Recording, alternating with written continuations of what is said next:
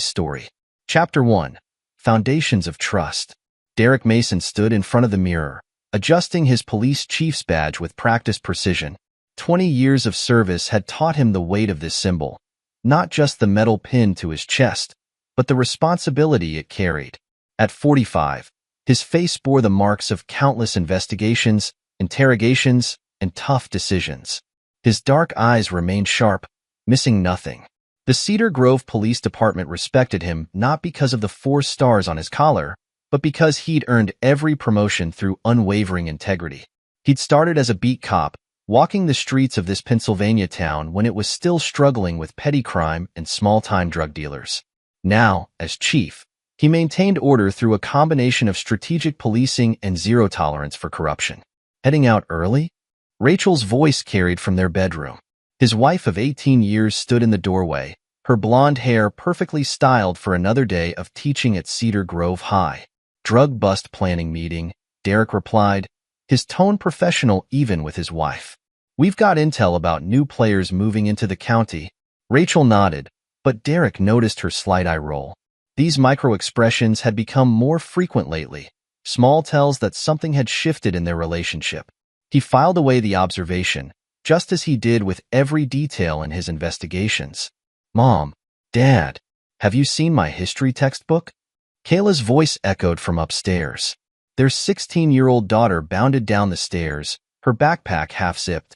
She shared Rachel's striking blue eyes, but had Derek's dark hair and determined jaw.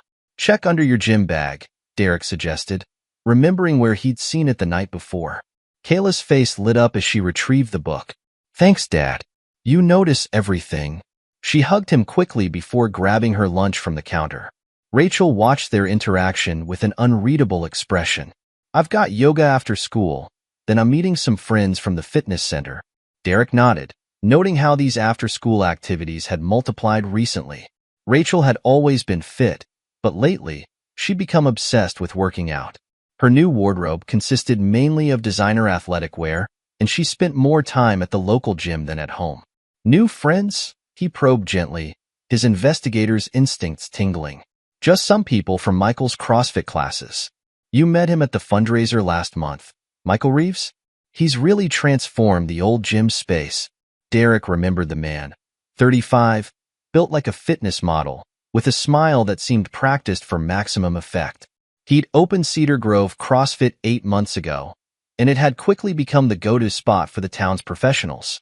Right, the new trainer, Derek said neutrally, watching Rachel's reaction. She busied herself with her phone, but he caught the slight flush in her cheeks. He's more than just a trainer, Rachel said, a defensive edge in her voice. He's a business owner, and he's done amazing things for the community. You should see how he's helped some of your officers get into better shape. Derek maintained his composed expression, but internally, he noted the unnecessary defense of Michael's credentials. Another data point in a growing collection of concerns. At the station, Derek immersed himself in work. The recent surge in high-grade cocaine and designer drugs worried him. Cedar Grove had always had its share of substance abuse issues, but lately, the quality and quantity of drugs suggested organization and money behind the trade. Officer James Rodriguez knocked on his office door. Chief, we've got those surveillance photos from the warehouse district. Derek examined the photos carefully. Luxury cars visiting an abandoned storage facility at odd hours. He recognized some of the vehicles as belonging to Cedar Grove's upper crust, doctors, lawyers, and business owners. Run the plates anyway, he ordered. And get me everything you can on new businesses in town, especially ones that deal primarily in cash. Yes, sir. Rodriguez hesitated. Chief, there's something else. Some of these cars. I've seen them at that new CrossFit place.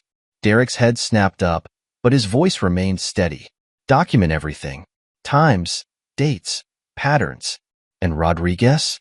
Keep this between us for now. That evening, Derek drove home later than usual. He'd spent hours reviewing case files, looking for connections he might have missed. The house was quiet when he arrived, too quiet for a Tuesday evening when Kayla usually practiced her violin. He found a note on the kitchen counter. At the gym with Mom. Back by 8. Love, Kayla. Derek checked his watch. 7:45 p.m. He used the time to conduct a careful inspection of his home office. Something had been nagging at him. An investigator's sixth sense developed over decades of police work. The file cabinet's lock showed no signs of tampering, but when he checked his recent case files, subtle differences caught his attention. Papers aligned too perfectly, folders too neatly arranged. Someone had been reviewing his documents and taking extraordinary care to replace them exactly. He pulled out his phone and texted Kayla. "Everything okay?" Her response came quickly. "Fine.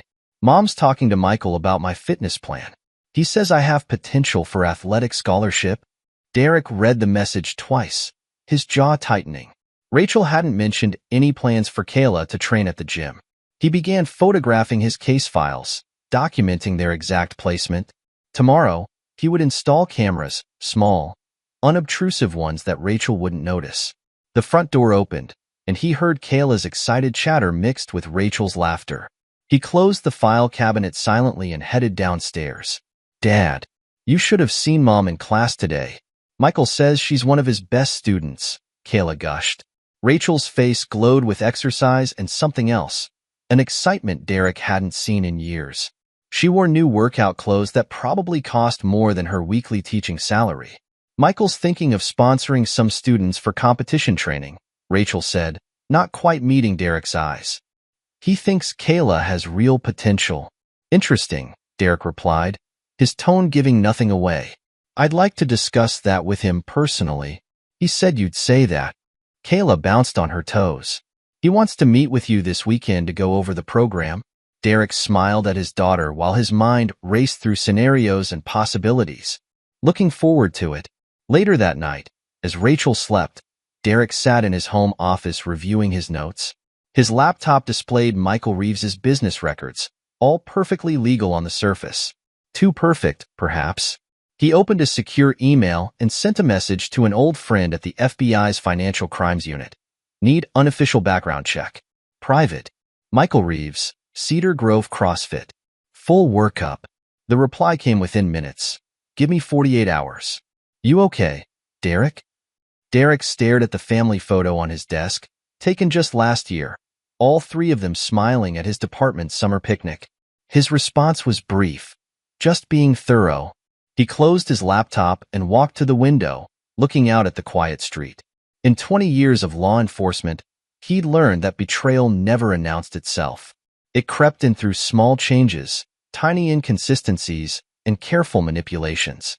He'd seen it destroy other men's lives, men who chose to ignore their instincts in favor of trust. Derek Mason had not survived and thrived as a police chief by ignoring his instincts. And right now, every instinct he possessed was screaming that his family was in danger, not from outside threats, but from choices being made under his own roof. He returned to bed, lying next to the woman he'd loved for 18 years, and began to plan.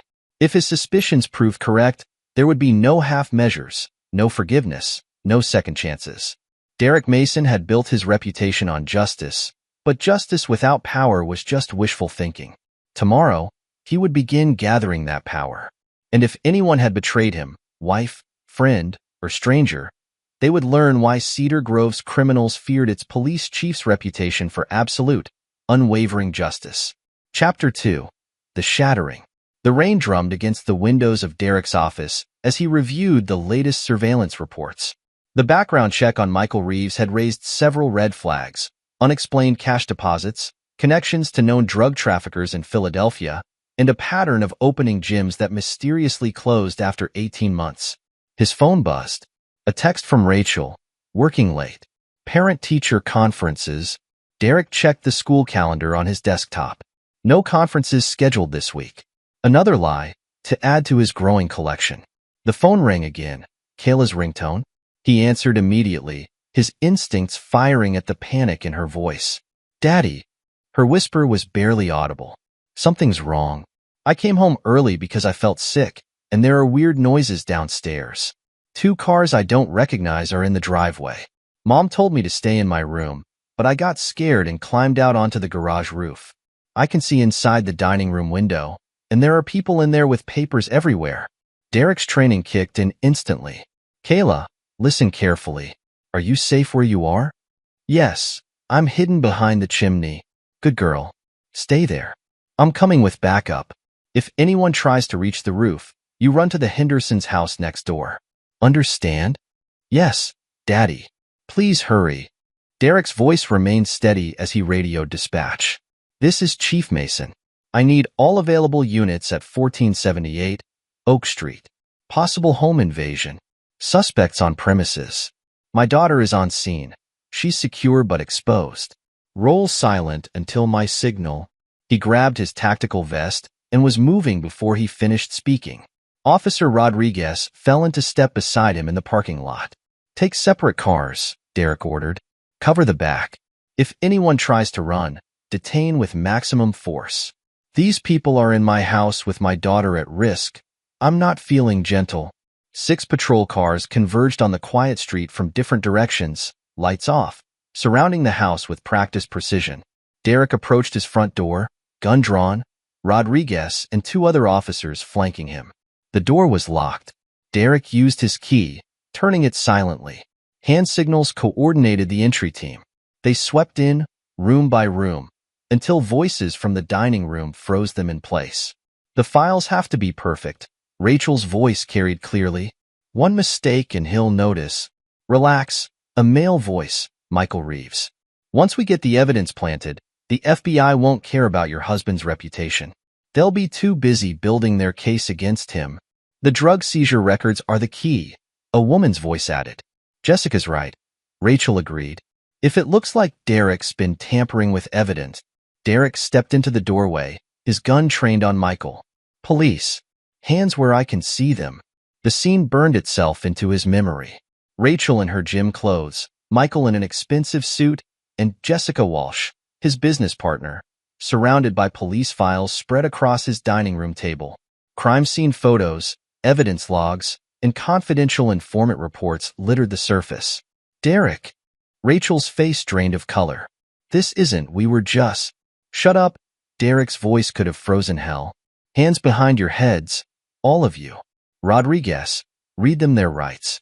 Someone get my daughter inside. Michael's composure cracked. You don't understand. He's been investigating us, so you decided to break into my home? Derek's laugh held no humor. With my daughter here? That was your solution? Derek, please. Rachel stepped forward. We can explain everything. Officer Rodriguez. Derek cut her off. Add child endangerment to their charges. And conspiracy to tamper with evidence.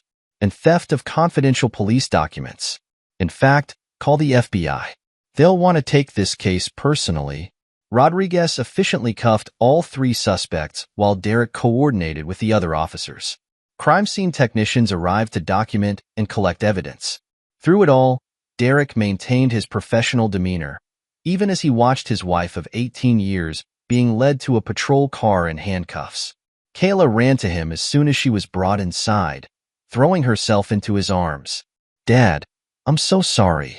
I saw Mom taking pictures of your files last week, but I didn't want to believe. You did exactly right today. Derek held her tight. You stayed safe and called for help. That's all that matters. Later that night, after Kayla was asleep at his sister's house, Derek sat in his office at the station, reviewing interview transcripts. The conspiracy unveiled itself in ugly detail. Michael's gym had been laundering money for a drug operation. When he discovered Derek was investigating several of his wealthy clients, he'd seduced Rachel, using her access to Derek's files to build a false case against him. They planned to frame him for evidence tampering, destroying his credibility before he could complete his investigation. Chief. Rodriguez stood in the doorway. FBI's here. They want to talk about Michael Reeves. Derek nodded. Tell them everything. And Rodriguez? Thank you for having my back today. Always, sir. The young officer hesitated. What they tried to do to you. It's not right. No, Derek agreed, his voice cold. It's not. And they're going to learn exactly how not right it was. After the FBI interview, Derek drove home to collect some clothes for Kayla. The house felt different now, violated not just by strangers, but by betrayal. In the dining room, he found Rachel's phone, overlooked in the chaos of the arrests. He unlocked it easily. Her password was still Kayla's birthday. The text messages and emails confirmed everything. Rachel had been feeding information to Michael for months, her initial attraction to him growing into a partnership in crime. Derek forwarded everything to his secure email, documenting the conspiracy. Then he opened his own phone and made a call. "Jack? It's Derek Mason. Remember that favor you owe me from the Martinez case? I need some information about a federal judge named Howard Patterson." "Yes, that's right, the one assigned to my wife's case. I think you'll find his connection to Michael Reeves very interesting." He ended the call and stood in his silent house, surrounded by the wreckage of his marriage and the remnants of his trust. Tomorrow, the media would explode with the story. His daughter would face whispers at school. His officers would walk on eggshells around him. But tonight, Derek Mason began planning his response. They hadn't just betrayed his trust, they'd threatened his daughter, endangered his career, and tried to destroy everything he'd built. Their mistake wasn't in choosing him as an enemy. Their mistake was in thinking the law was his only weapon. Chapter 3: Aftermath and Alliance. The processing room at Cedar Grove Police Department hummed with tension as Derek watched through one-way glass. Rachel sat handcuffed to the table, her designer gym wear replaced by standard-issue orange coveralls. Her mascara had smeared from crying, but Derek felt nothing as he observed her. "Chief," Officer Sarah Chin approached with a tablet. "We've finished cataloging the documents found at your residence." They photographed virtually everything from the past 6 months of drug investigations. Derek reviewed the inventory with clinical detachment. Cross-referenced these with all cases involving Michael Reeves's gym members. "Already started, sir." "And?" Chen hesitated. Mrs. Mason's phone revealed regular meetings with Judge Patterson's wife at the gym. They apparently had the same personal training slot. "Interesting." Derek's voice remained neutral, but his mind raced with implications. "Get me Judge Patterson's financial records." In the interrogation room, Rachel's lawyer had arrived, Alan Whitman, one of Cedar Grove's most expensive criminal defense attorneys. Derek recognized him from the country club crowd that frequented Michael's gym. "I want to speak to my husband," Rachel demanded as Derek entered the room. "Derek, please. This isn't what you think." Derek sat down across from her, his face impassive. "Mrs. Mason, you have the right to remain silent. I suggest you use it." "Chief Mason," Whitman interjected, "given the personal nature of this situation." "Personal?" Derek's quiet tone cut through the room like a blade. "Breaking into my home with my daughter present? Stealing confidential police files? Conspiring to obstruct justice? Nothing about this is personal, counselor. This is a criminal conspiracy that endangered a minor." Rachel's face crumpled. "I never meant for Kayla to be there. She was supposed to be at school. Yet she wasn't. She watched her mother betray everything I've taught her about right and wrong. About loyalty. About trust." Derek opened a folder. "Let's discuss your meetings with Jessica Walsh at Judge Patterson's house." Whitman's eyes widened slightly, information they hadn't expected Derek to have. "My client exercises her right to remain silent." "Of course." Derek stood. "You should know that the FBI is very interested in Judge Patterson's connection to Mr. Reeves's enterprise. They'll be interviewing all involved parties. Extensively." He left Rachel crying in the interrogation room, her lawyer already on his phone. In the hallway, James Rodriguez waited with more files. "Michael Reeves is demanding a deal," Rodriguez reported. "Says he has information about bigger players in the drug trade." "Let him stew," Derek replied. "Check his visitor logs at the holding cell. I want to know everyone he's tried to contact." The next 48 hours passed in a blur of investigations, interviews, and evidence processing. Derek worked, building a case that would destroy not just the immediate conspirators, but their entire network. He was walking to his car late Thursday night when he heard footsteps in the parking garage. His instinct screamed a warning seconds before the first attacker emerged from behind a concrete pillar. Derek recognized Tommy Keller's muscled frame, former MMA fighter, now a trainer at Michael's gym. 2 more men flanked him, moving with the confidence of trained fighters. "Should have stayed out of it, Chief," Keller growled. Derek dropped his briefcase, his movement deliberate. 3 against 1? Hardly seems fair. "Life ain't fair." One of Keller's companions sneered, throwing the first punch. Derek had spent 20 years training for moments like this. He blocked the strike and countered with brutal efficiency, driving his elbow into the man's throat. The attacker stumbled back, gasping. Keller and his other companion rushed in together. A boot caught Derek's ribs, sending pain shooting through his chest. He rolled with the impact, years of defensive training taking over. Derek fought with the same methodical precision he brought to investigations. Each movement had purpose, each strike targeted vulnerable points. He couldn't match their raw strength, but he had something they didn't: decades of real combat experience. The first attacker was still down, clutching his throat. Derek focused on Keller's companion, blocking a wild haymaker and retaliating with a precise strike to the knee. Cartilage popped audibly. Keller proved more challenging. His MMA training showed in his balanced stance and calculated attacks. A punch slipped through Derek's guard, splitting his lip. Derek spat blood and countered, but Keller's youth and training gave him an edge. The sound of a door opening echoed through the garage. Police. Freeze. James Rodriguez stood with his weapon drawn, two other officers flanking him. Keller hesitated, giving Derek the opening he needed. His punch caught Keller's jaw with full force, dropping the fighter to the concrete. Perfect timing, Derek said, wiping blood from his mouth. Followed a hunch, sir. Rodriguez helped him up. You okay? Derek assessed his injuries: bruised ribs, split lip, various contusions. Nothing broken. I'm fine. Get these three booked. Assault on a police officer, conspiracy, whatever else we can add. Already called for backup. Rodriguez supervised as the other officers cuffed the attackers. You sure you don't need medical attention? Later, Derek retrieved his briefcase. This attack was coordinated. Check their phones, find out who ordered it. In the hospital later that night, as doctors wrapped his ribs and treated his cuts, Derek made his decision. The system he'd served faithfully had its place, but this situation required something more direct. Rodriguez, he called to the officer waiting outside his room. Got a minute? James entered, his young face concerned. Chief, I'm taking early retirement, Derek stated flatly. After this mess is cleaned up. Sir? Rodriguez looked shocked. You can't let them win. I'm not. Derek's smile held no warmth.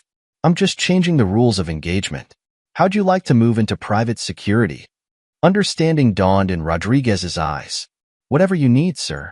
I owe you my career. Good. Derek lay back, his mind already mapping out the next phase of his response to the betrayal. The law would handle the criminal charges, but some debts required more personal collection methods. In his hospital room, Derek Mason began planning his retirement from law enforcement. But this wasn't surrender, it was tactical repositioning. They tried to destroy him using the system he'd served. Now he would show them what happened when he operated outside its constraints. The heart monitor beeped steadily as he considered his next moves. Rachel, Michael, Jessica, Judge Patterson, they'd all played their parts in this betrayal. Each would receive personal attention, methodically and thoroughly. Not revenge, exactly. Justice, served cold, calculated, and complete. Sir? Rodriguez interrupted his thoughts. Your daughter's here. Kayla entered, her face pale but determined. Dad, those men who hurt you. They worked for Michael, didn't they? Yes. She nodded, her jaw set in a familiar expression of resolve. I want to learn how to fight. Real fighting, not just gym class stuff. Derek studied his daughter, seeing the steel beneath her fear. We'll start tomorrow. As Kayla hugged him carefully, mindful of his injuries, Derek felt the last traces of his old life fall away. The trustworthy police chief, the forgiving husband, the by-the-book enforcer. Those roles had died in a reign of betrayal and violence. What emerged was something harder, more focused, and infinitely more dangerous. They tried to break him. Instead, they'd stripped away his limitations. The doctors kept him overnight for observation, but Derek didn't sleep. He used the time to plan, each detail arranged with the same precision he'd brought to his police work. But these plans wouldn't be constrained by regulations or procedures. They'd chosen their weapons: deceit, manipulation, and betrayal. He would respond with truth, justice, and absolute retribution. The game had changed, and Derek Mason intended to rewrite all the rules. Chapter 4. gathering storms. Derek Mason sat in his home office, surrounded by walls of evidence. His ribs still ached from the parking garage attack, but pain had become a useful reminder of why he couldn't afford mercy. 3 weeks had passed since the arrests, and he'd used his medical leave constructively. Another delivery from the courthouse, James Rodriguez announced, dropping a thick envelope on Derek's desk. Judge Patterson's financial records for the past 5 years. Derek examined the documents. Look at these deposits. All from shell companies tied to Michael's gym. Speaking of Michael, James pulled out his phone. I've been tracking his visitors. Beth Warner showed up yesterday. That teacher who does his books. Rachel's friend? Derek's interest sharpened. Follow her. James nodded. Already did. She went straight to the high school, then to the gym. Spent 3 hours in the office there. Get me everything on Beth Warner.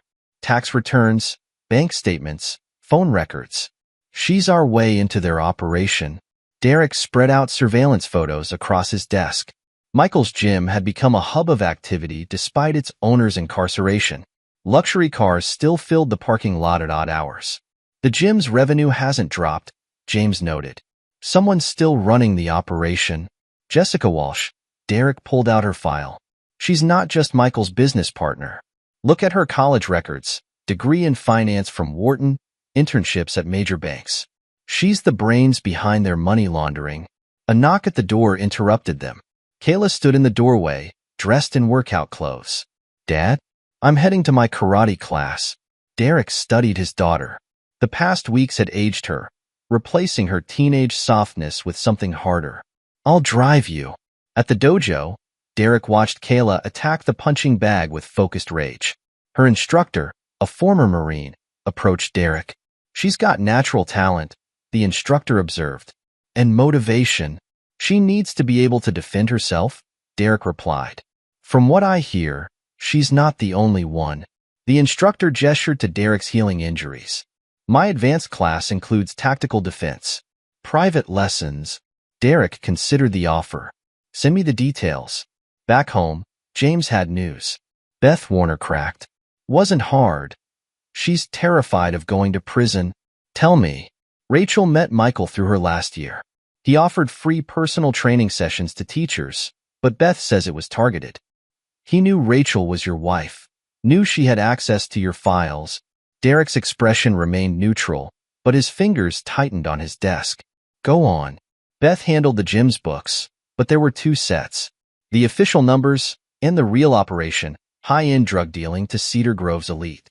Rachel wasn't just passing information. She was helping launder money through fake fitness competitions. Who else was involved? That's the interesting part. James leaned forward. Beth says Michael's operation has protection.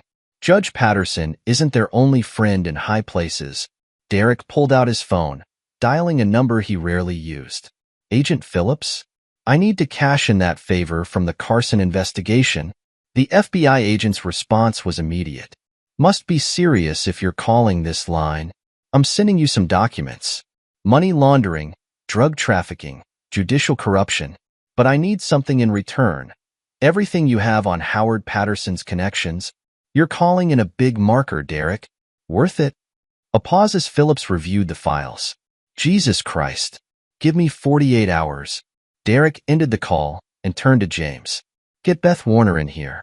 Time to make her an official informant.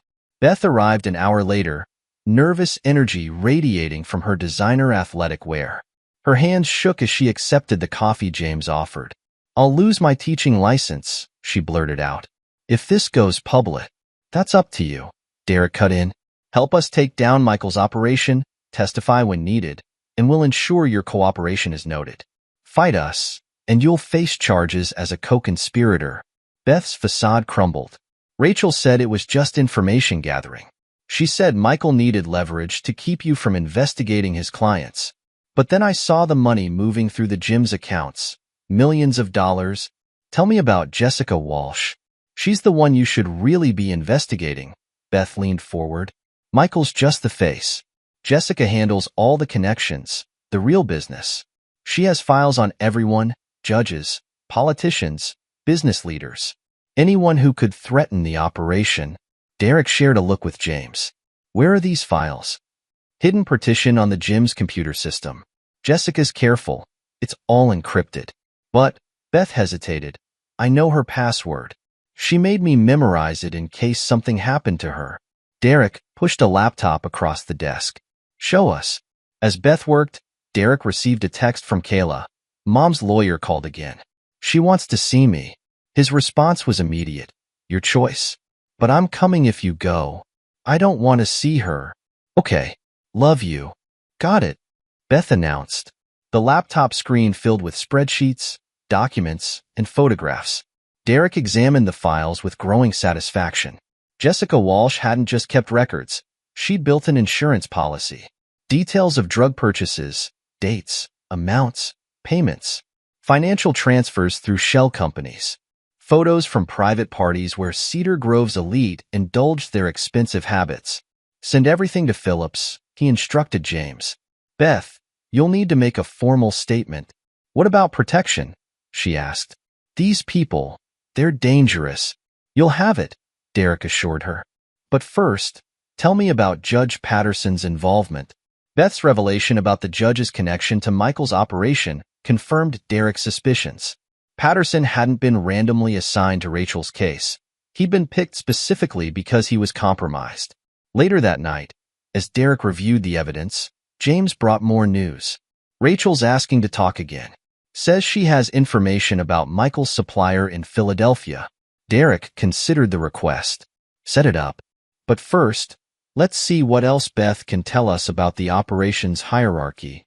The pieces were falling into place. Each betrayal revealed new layers of corruption, new targets for his carefully planned retribution. Derek had spent his career upholding the law. Now he would use that same knowledge to dismantle his enemies piece by piece. His phone buzzed. Another text from Kayla. Dad, can we train together tomorrow? I want to get stronger. Derek smiled, the expression holding no warmth. Of course. We both need to be ready for what's coming. Chapter 5. Wheels Within Wheels. The preliminary hearing for Jessica Walsh drew Cedar Grove's power players like moths to flame. Derek sat in the back of the courtroom, observing the spectacle with calculated interest. Judge Howard Patterson presided, his attempts at impartiality betrayed by subtle tells. A tightened jaw, a slight tremor in his hands. James slipped into the seat beside Derek. Our friend at the DA's office came through. You need to see this. The documents detailed a complex web of financial transactions between Patterson's offshore accounts and shell companies linked to Michael's gym. The judge had received over $2 million in the past year alone. Derek typed a message on his phone. Send it all to the DA. Anonymous tip. The hearing proceeded with mechanical efficiency until Jessica's lawyer dropped the bomb. A motion to recuse Judge Patterson due to conflict of interest. The courtroom erupted in whispers as the lawyer presented evidence of Patterson's connections to Michael's gym. The judge's face reddened, his gavel cracking against the bench. This is outrageous. These allegations are fully documented. The lawyer interrupted smoothly. We have bank records, Your Honor. And photographs. Derek watched Patterson's composure crack. The judge declared a recess, practically fleeing the courtroom. Within hours, he had recused himself from all cases connected to the gym investigation. Later that afternoon, Derek received a call from his FBI contact. Patterson's trying to move money out of his accounts. Large transfers to the Cayman Islands. Let him dig his hole deeper, Derek replied. Who's the replacement judge? Marina Torres. She's clean. We checked. Known for harsh sentences in corruption cases. Derek ended the call as James entered his office. Michael's lawyer reached out. He wants to make a deal. Of course he does. Patterson was his protection. Now he's desperate. They drove to the county jail where Michael was being held. The former gym owner had lost his polished appearance, his designer workout clothes replaced by prison orange. I can give you everything, Michael offered, leaning across the interview table. Names, dates, amounts. The whole operation. In exchange for what? Immunity and protection.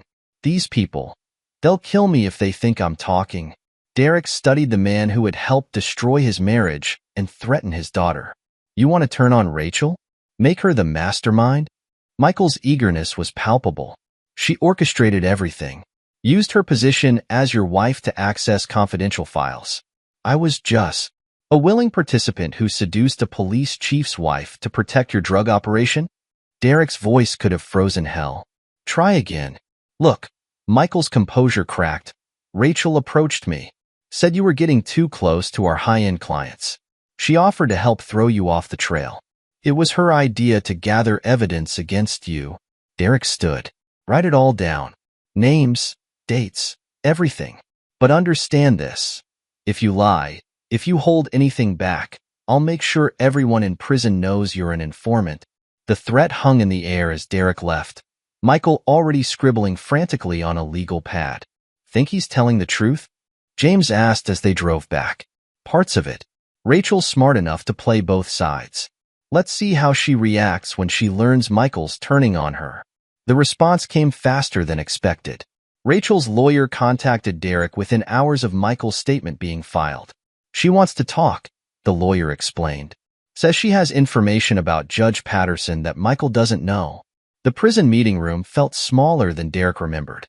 Rachel sat across from him, her designer confidence replaced by institutional weariness. Michael's lying, she began without preamble. He's trying to save himself, and you're not? I'm trying to fix what I can. She met his gaze. Howard Patterson isn't just corrupted. He's one of their biggest clients. Jessica has videos of him using cocaine at private parties in the gym after hours. Derek maintained his neutral expression. Go on. The gym's drug operation, it's bigger than Cedar Grove.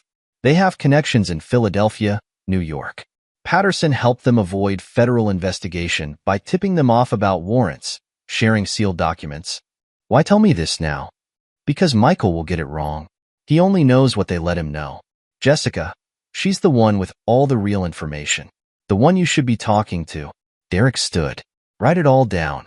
Your lawyer knows how to reach me. Rachel's voice stopped him at the door. Derek, I never meant for any of this to hurt Kayla. He turned back, his expression carved from stone. But it did. Actions have consequences, Rachel. You're about to learn exactly how severe those consequences can be. Back at his office, Derek compared Rachel's statement with Michael's confession. Both were lying, but their lies illuminated truth in the gaps between stories. Set up a meeting with Jessica Walsh, he instructed James. Let's see how she reacts when she learns both her partners are talking. Already done, James handed him a note. Her lawyer says she's ready to deal. But she wants guaranteed protection. Derek smiled, the expression devoid of warmth. Of course she does. She knows what's in those files she kept. A text from Kayla interrupted his planning. Passed my first belt test in karate. Proud of you, he replied. Keep getting stronger. The pieces were moving faster now, each betrayal triggering new revelations. Derek had spent weeks building this web, and now his enemies were entangling themselves in its strands. One more thing, James added. Beth Warner's been going through the gym's financial records. Found something interesting about their Philadelphia connection. Derek leaned forward. Tell me. The information Beth provided would prove crucial in the coming weeks. But for now, Derek focused on the immediate task, leveraging Jessica Walsh's desperation into a complete exposure of Cedar Grove's corrupt power structure. Get me everything on Judge Torres, he instructed. We need to know she's truly clean before this goes to trial. James nodded, understanding the stakes. One compromised judge had already threatened their case. They couldn't risk another. Derek turned to the wall of evidence he'd assembled. Each document and photograph a weapon in his arsenal. The system he'd served for decades was now his instrument of destruction, aimed at those who had betrayed not just him, but the very principles of justice he'd sworn to uphold. Chapter 6. The Turning Point. Summer heat baked Cedar Grove as Derek's plans progressed. The gym remained open, now managed by Jessica's assistant, but its client list had thinned considerably.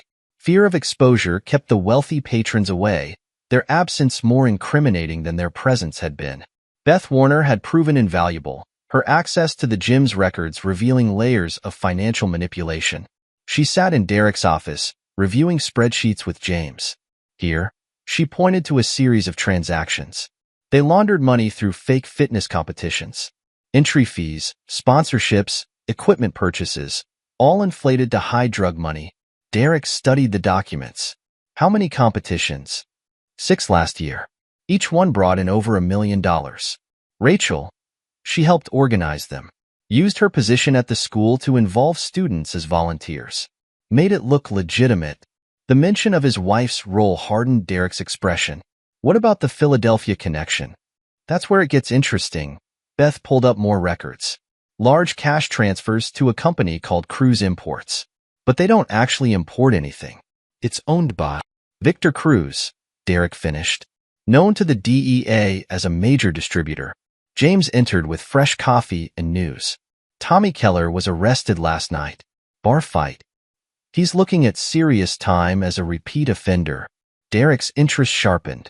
The former MMA fighter who had attacked him might prove useful. Get me his booking details. The county jail's interview room stank of desperation and stale sweat.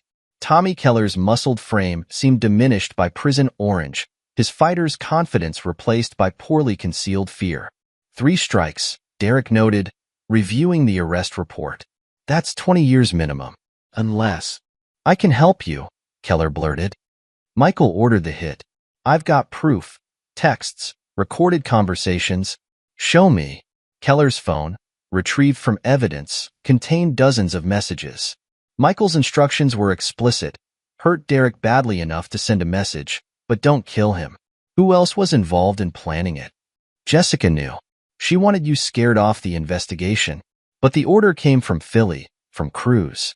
He was worried you were getting too close to the distribution network. Derek leaned forward. Tell me about Cruz. Major player. Supplies high-end product to rich clients through fronts like Michael's gym. But he's careful. Uses guys like me to handle anything dirty. Write it all down. Names, dates, locations. Your cooperation will be noted at sentencing. Back at his office, Derek reviewed Keller's statement with James. Get this to the FBI. They've been building a case against Cruz for years. What about Michael and Jessica? Let them stew. When they learn Keller's talking, they'll get desperate. Desperate people make mistakes. The predicted reaction came swiftly. Michael's lawyer requested another meeting, claiming his client had forgotten crucial details about the operation. Derek let him wait 3 days before responding. The former gym owner had visibly deteriorated, his arrogance replaced by naked fear. Cruz will kill me, Michael babbled. You don't know what he's capable of. I know exactly what he's capable of, Derek cut him off. Just like I know what you're capable of. The attack in the parking garage? That was your idea, not Cruz's. Michael's face went slack. How did you? Keller kept records. Smart man. Insurance against people like you. Now, tell me about the distribution network. The confession spilled out in a torrent of details. Michael revealed the entire structure of Cruz's operation, distribution routes, payment methods, client lists. He described how the gym laundered drug money through equipment purchases and training programs. The competitions were Jessica's idea. Michael explained, desperation making him talkative. Perfect cover, cash transactions, inflated entry fees, fake sponsorships. Rachel handled the school connections, made it look legitimate. And Judge Patterson? Major client. Spent thousands each month on high-grade cocaine. Jessica has videos of him using at private parties. That's how they controlled him, kept him compromised so he'd protect the operation. Derek absorbed the information without visible reaction. What about the other judges? Politicians? Jessica handled all that. She kept files on everyone, blackmail material. Said it was insurance.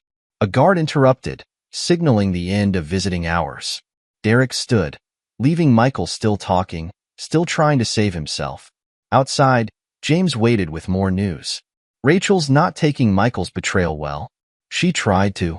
He hesitated. Tried to what? Attempted suicide in her cell. They got to her in time, but she's in the prison infirmary. Derek processed this information with cold detachment. How's Kayla taking it? She hasn't heard yet. The prison called your sister first. Keep it that way for now.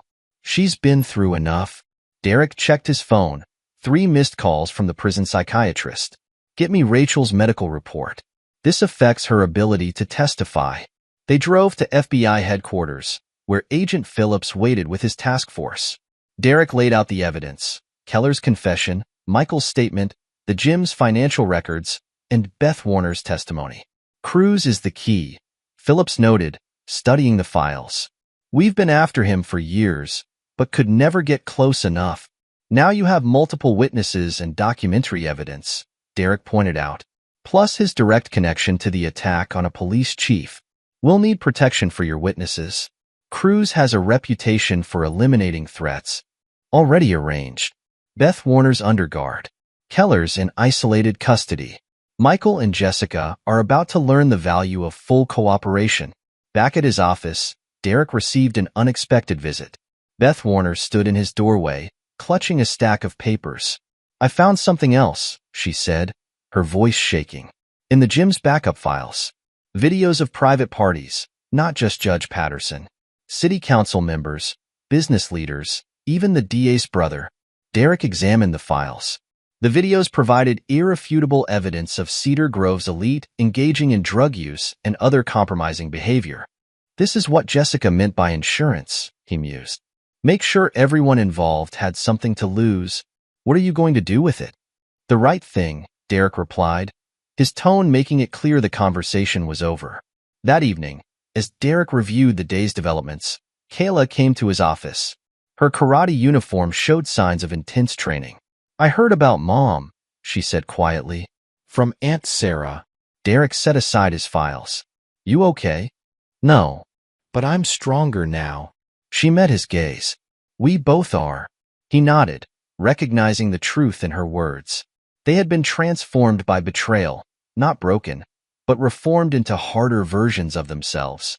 The dojo's offering advanced self-defense classes, she continued. Real stuff, not just tournament fighting.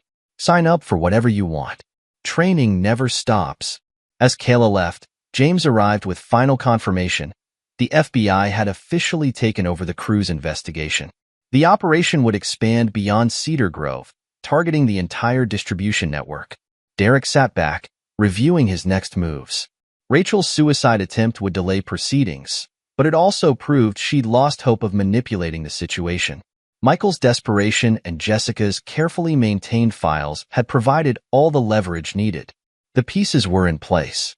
Cedar Grove's corrupt power structure would fall, its pillars of respectability revealed as criminals and addicts. But that would just be the beginning, the first phase of a retribution planned with precise attention to detail. His phone buzzed. Agent Phillips, Cruz is moving product tonight.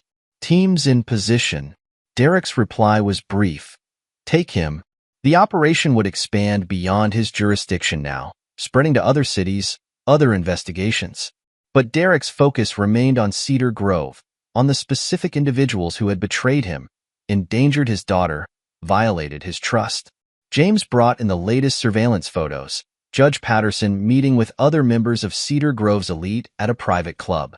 Their faces showed the strain of people realizing their protected world was crumbling. They're getting nervous, James observed. Good. Derek added the photos to his evidence wall. Fear makes them predictable. The summer heat began to fade as autumn approached, but Derek's resolve only hardened. Each piece of evidence, each confession, each revealed connection strengthened his position. The law would handle the criminal charges, but there would be other reckonings, personal ones, delivered with the same attention to detail he'd brought to his police work. Rachel remained in the prison infirmary, her failed suicide attempt adding another layer to the tragedy she created. But Derek felt no pity. She'd chosen her path, betrayed her family, endangered their daughter. Those choices carried consequences. In his office, Derek reviewed the complete file one final time. The evidence was overwhelming: drug trafficking, money laundering, corruption at highest levels of Cedar Grove's government and judiciary. But more importantly, he had the personal betrayals documented in detail. Rachel's calculated deception, Michael's arrogance, Jessica's manipulations.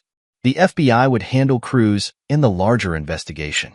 But Cedar Grove's day of reckoning would come from within, orchestrated by the man they tried to destroy. Derek Mason had spent his career upholding the law. Now he would use that same knowledge to ensure justice was served, not just legally, but personally, completely and without mercy. Chapter 7. The Trap. The retirement party at Cedar Grove Police Department buzzed with subdued energy. Officers mingled around the conference room, paper plates loaded with potluck offerings, their conversations a mix of nostalgia and uncertainty about the future. Derek Mason stood near the podium, accepting handshakes and well wishes with practiced ease. His replacement, Captain Sandra Martinez, approached with determined stride. "Your recommendation means a lot," she said quietly. "The commission voted unanimously." "You earned it," Derek replied. "Cedar Grove needs someone who can't be bought." Sandra nodded, understanding the weight of his words. "I've reviewed the personnel files you flagged. Changes are coming." "Good. Start with internal affairs."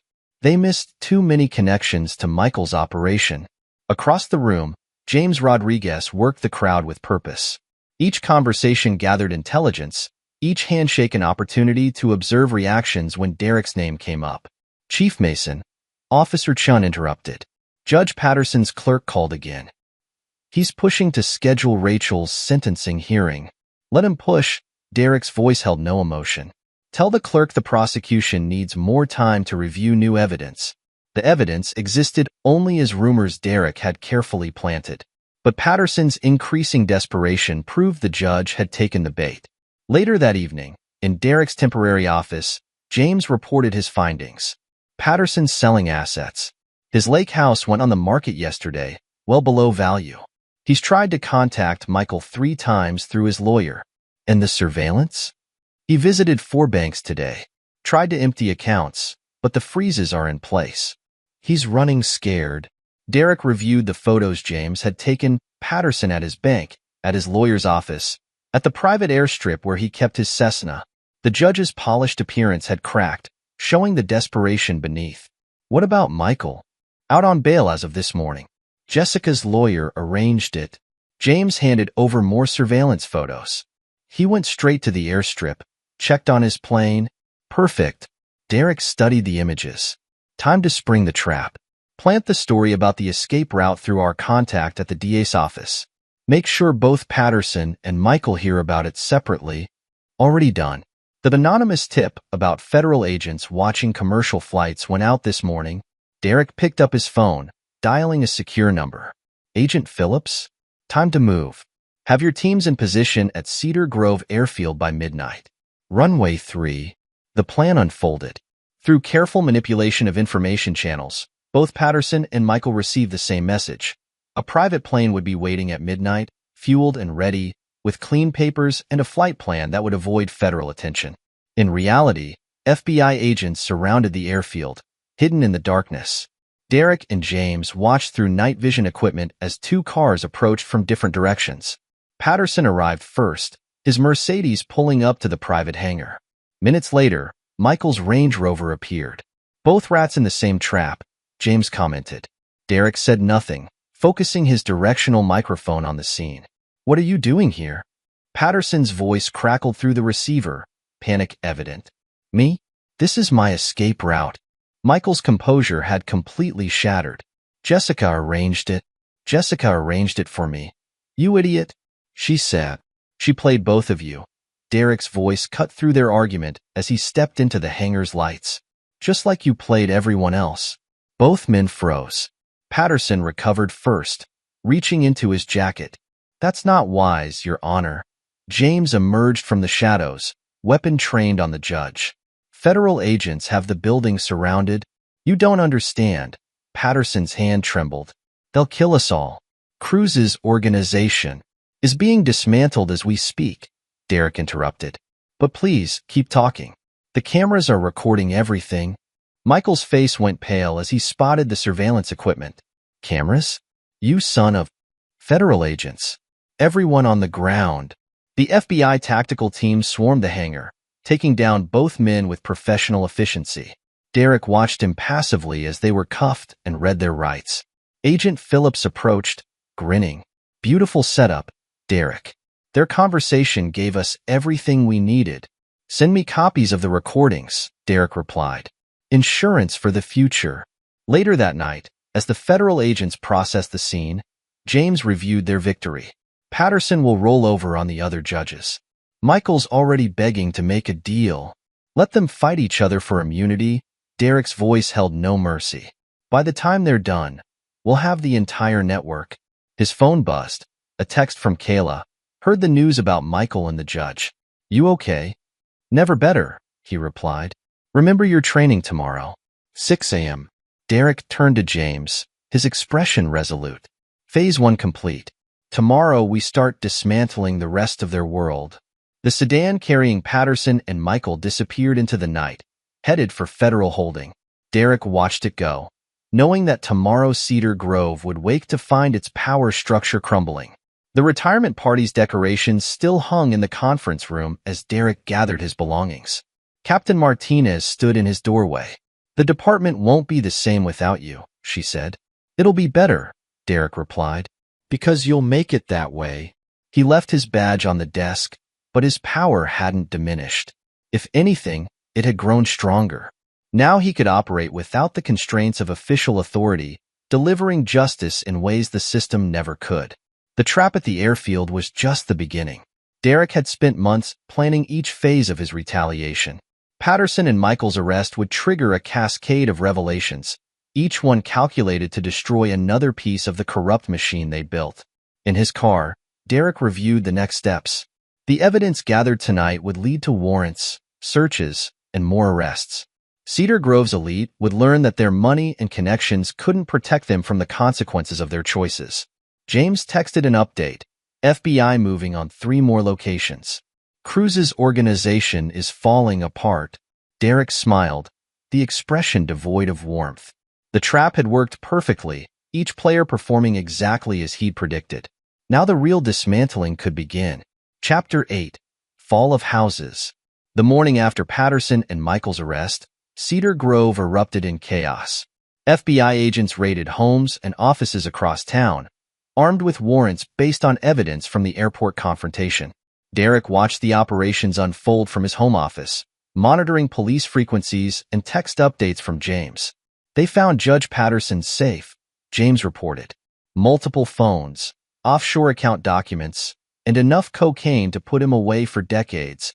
What about his court records? Being reviewed now. Hundreds of cases potentially compromised by his connection to Michael's operation.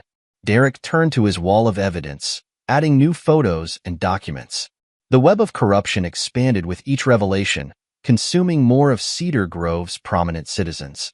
His phone rang. Agent Phillips. You were right about Jessica Walsh. She's talking, giving us everything on Cruz's distribution network. Smart woman, Derek replied. She knows there's no loyalty among criminals.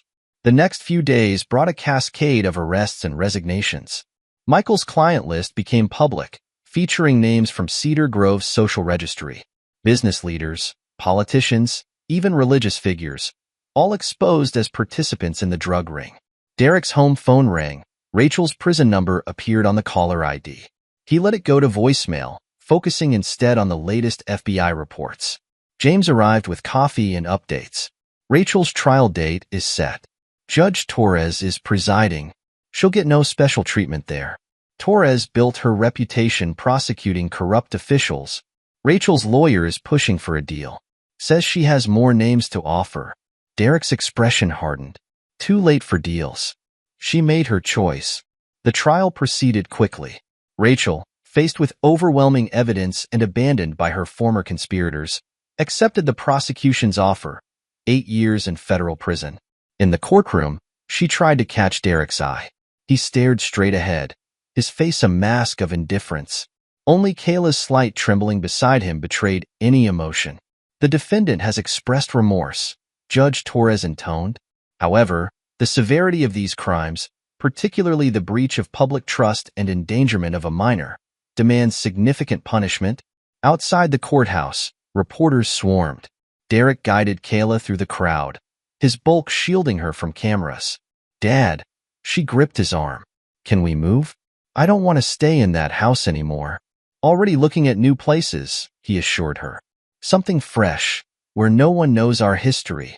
That evening, as Derek reviewed property listings, his secure phone buzzed. Cruz is making moves, James reported. 2 SUVs spotted heading toward Cedar Grove. Right on schedule. Derek checked his watch. Alert our friends in federal law enforcement. The confrontation came at midnight. Cruz's men found Derek at his gym, allegedly alone. They didn't notice the surveillance teams, the hidden cameras, or the federal agents waiting in position. Mr. Mason, Cruz's lead enforcer, tried for intimidation. Our employer wants to discuss recent events.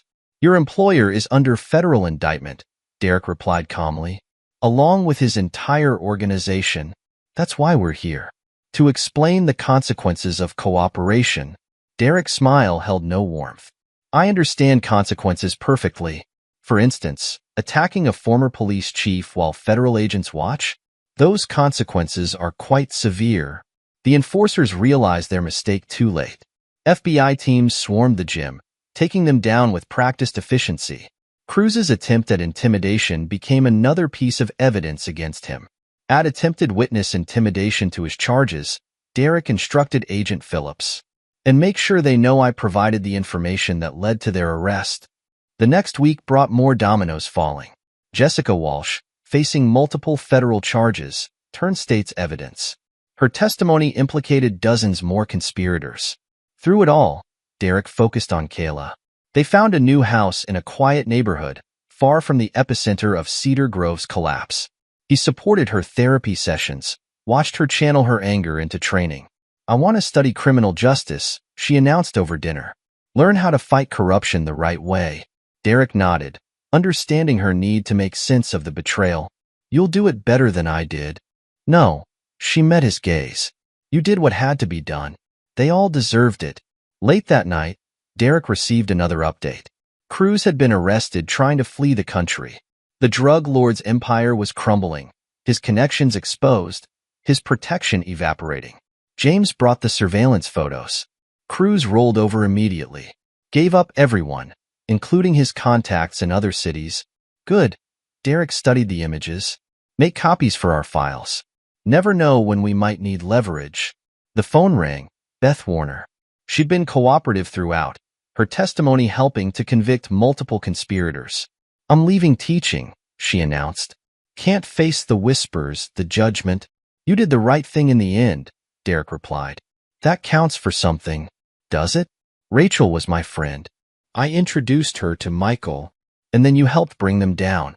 Remember that part? After hanging up, Derek reviewed his evidence wall one final time. The photos and documents told a story of corruption, betrayal, and justice served cold. Each player had received exactly what they deserved. No more, no less. His phone buzzed with a text from the prison. Rachel attempting contact again. He deleted it without reading, just as he'd done with her letters.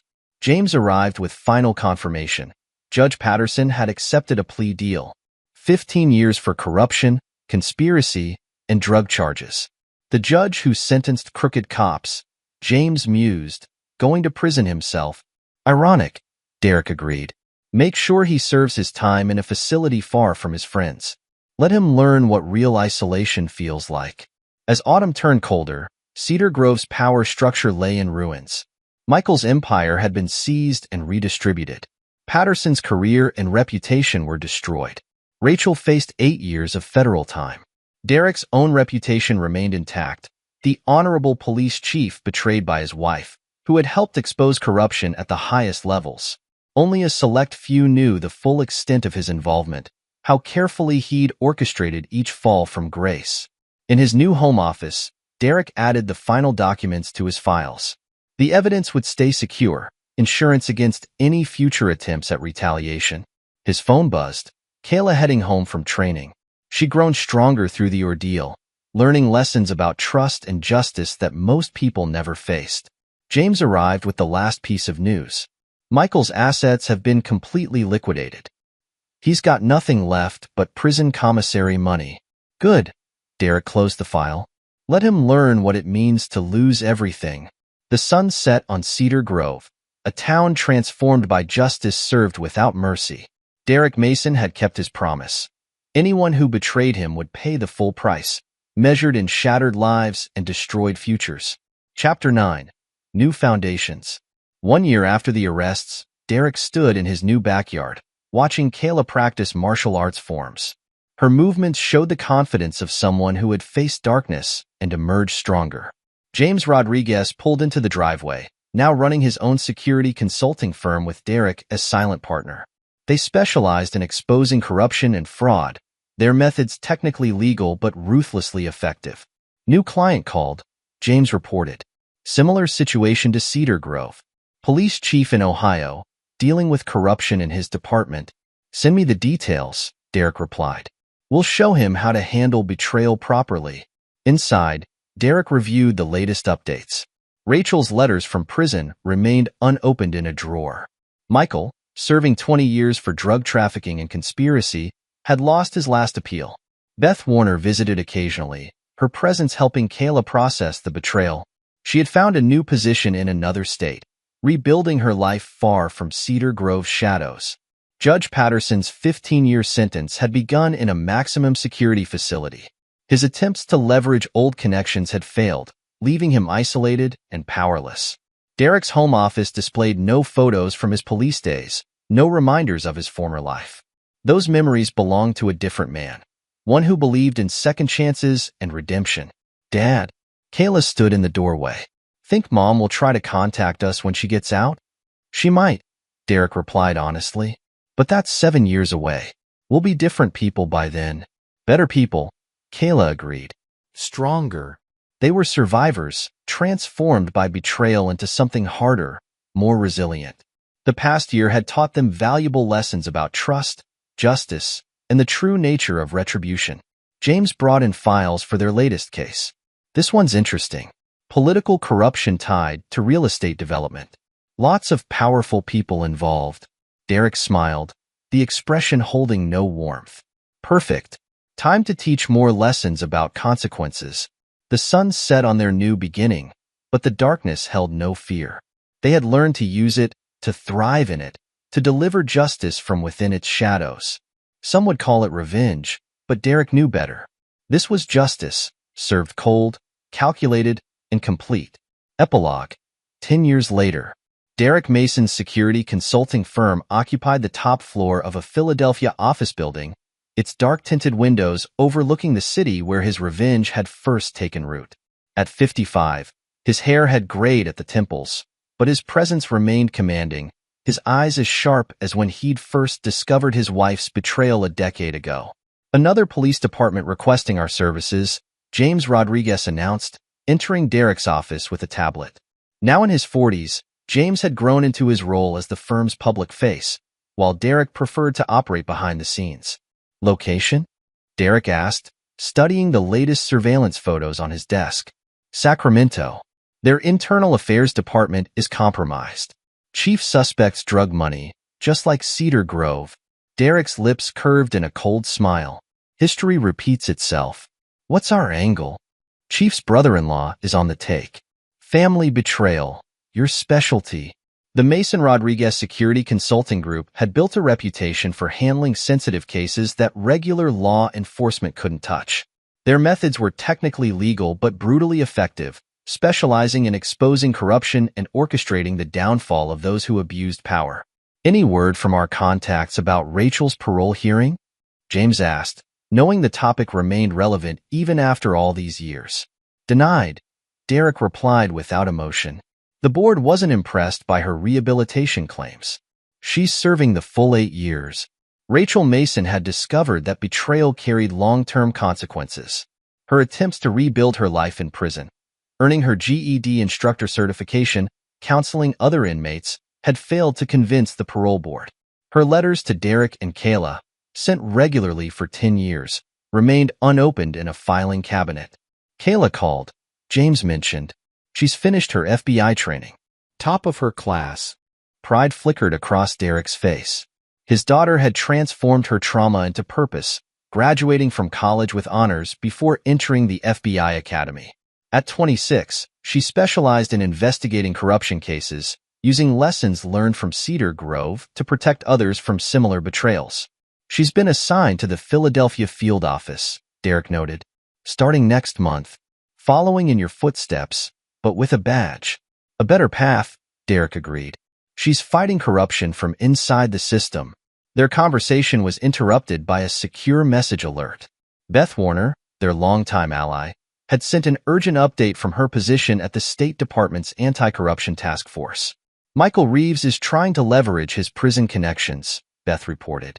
He's offering information about other drug operations in exchange for a transfer to minimum security. Derek's expression hardened. Michael had spent 10 years discovering that his charm and manipulation tactics meant nothing in federal prison. His business empire had been seized, his wealth redistributed, his name synonymous with betrayal in Cedar Grove. Block the transfer, Derek instructed. Remind our friends in the Bureau of Prisons about his history of witness manipulation. Already done, Beth replied. Also, Judge Patterson's appeal was rejected. He's serving the full 15 years. Howard Patterson's fall had become a cautionary tale in legal circles. The corrupt judge had lost everything: his reputation, his wealth, his connections. His attempts to rebuild influence from prison had failed consistently, thanks to Derek's careful maintenance of their surveillance network. What about Jessica Walsh? James asked, reviewing their latest intelligence. Jessica had played her cards skillfully, turning state's evidence to receive a reduced sentence. After 5 years in prison, she'd been released into witness protection, her testimony having helped dismantle drug operations in 3 states. Living under a new identity in Seattle, Derek reported. Working as an accountant, she's stayed clean. Knows better than to reconnect with old associates. Their firm maintained surveillance on all major players from the Cedar Grove conspiracy, ensuring none could rebuild their former power base. Victor Cruz, the Philadelphia drug supplier, had died in prison 3 years ago, officially from natural causes, though rumors suggested his former cartel partners had arranged the timing. Chief Martinez called, James mentioned. Cedar Grove's crime rates are at historic lows. She's implemented all the reforms you recommended.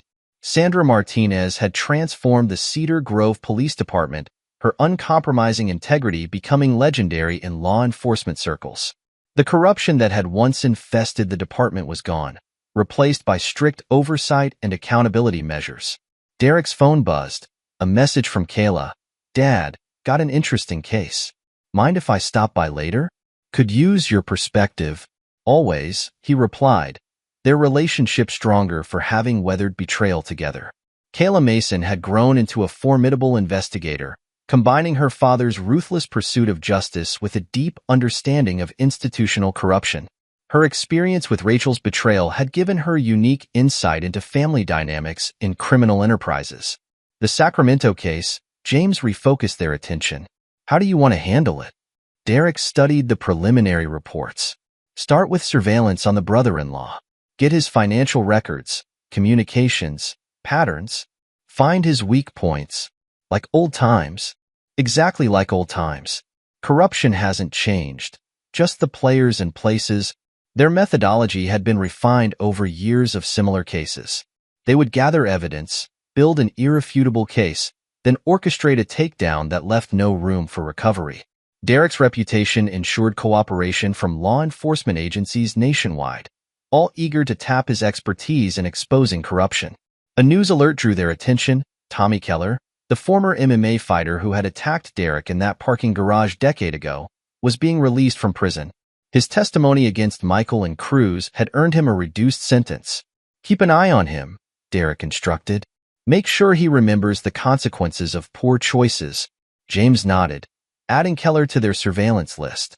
The firm maintained extensive files on everyone connected to the Cedar Grove case, their activities monitored through a network of contacts and informants. Got the latest from the prison psychiatrist, James reported. Rachel's not taking the parole denial well. She's requesting another meeting. Derek's response was immediate. No meetings. No contact. Some betrayals don't get second chances. Rachel's attempts at reconciliation had continued throughout her imprisonment. She'd written letters expressing remorse, completed counseling programs, even tried to contact Kayla through intermediaries. Each attempt met the same stone wall of silence.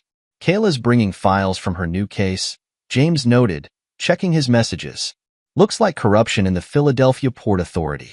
Drug shipments being waived through customs. Full circle, Derek observed. Their first major case after Cedar Grove had involved port corruption.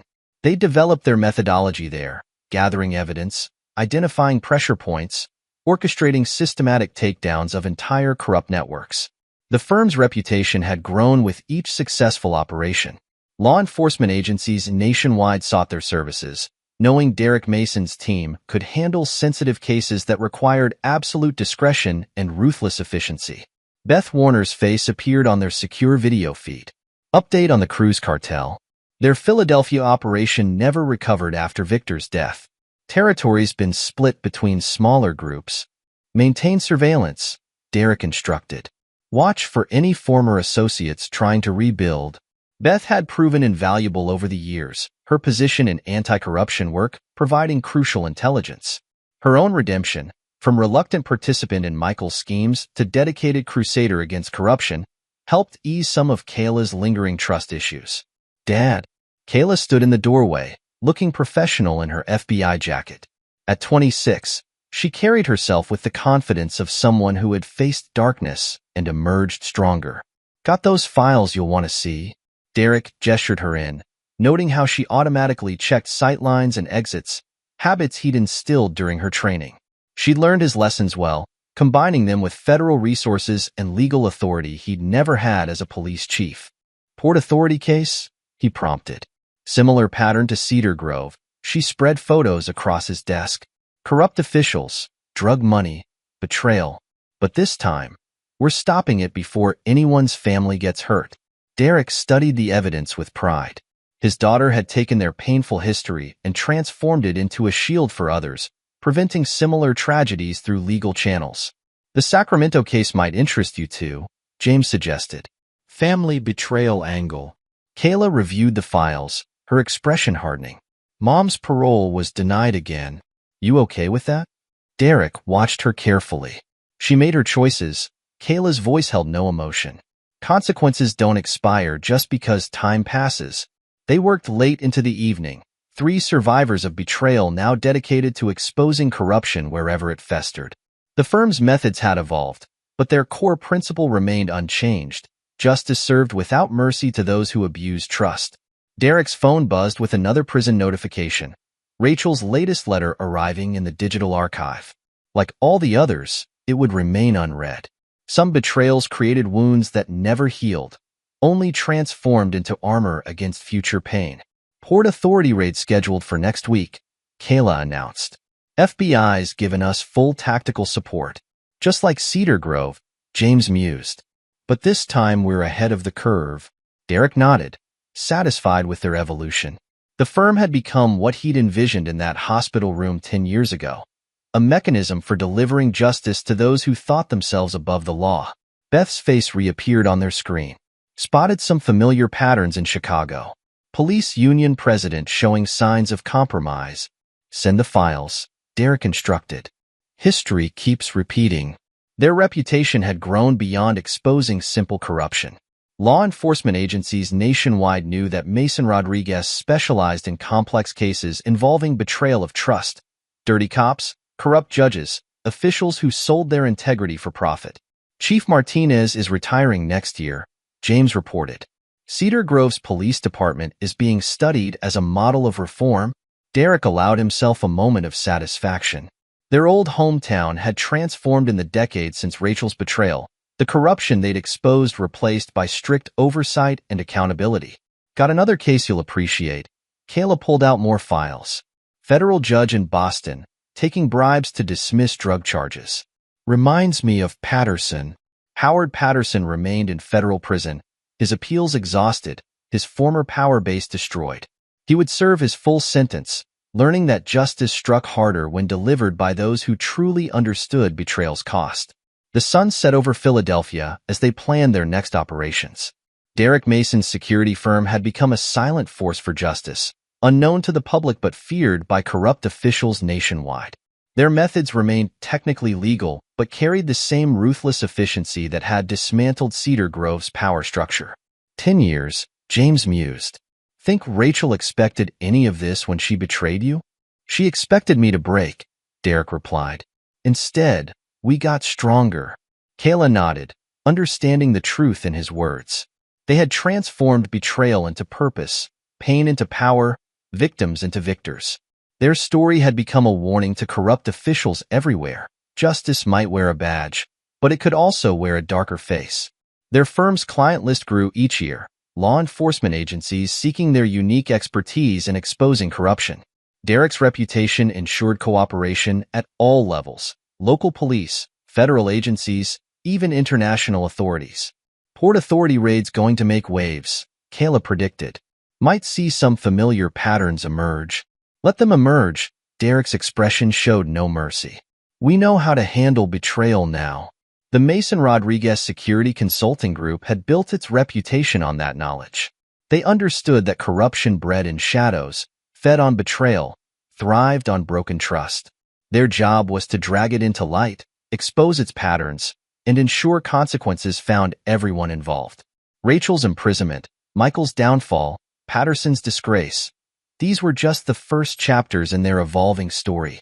Each new case added pages. Each exposure of corruption strengthened their methodology. Derek's phone buzzed one final time. Another case request, another city discovering corruption in its ranks. He reviewed the details with cold satisfaction, knowing that somewhere, another betrayer was about to learn the full cost of their choices. 10 years, he mused. And justice still needs our kind of help. Kayla and James nodded, understanding perfectly. They had all been transformed by betrayal, becoming instruments of a justice system that operated in shadows but served truth without compromise. The firm's future stretched ahead, filled with opportunities to expose corruption and deliver consequences to those who betrayed public trust. They had learned their lessons well in Cedar Grove, and now they taught those lessons to others. One case, one betrayal, one reckoning at a time. Derek Mason's smile held no warmth as he opened the new case file. Another corrupt official was about to discover that some forces in the justice system never forgot, never forgave, and never left betrayal unpunished. This is where our story comes to an end. Share your thoughts in the comments section. Thanks for your time. If you enjoy this story, please subscribe to this channel. Click on the video you see on the screen, and I will see you there.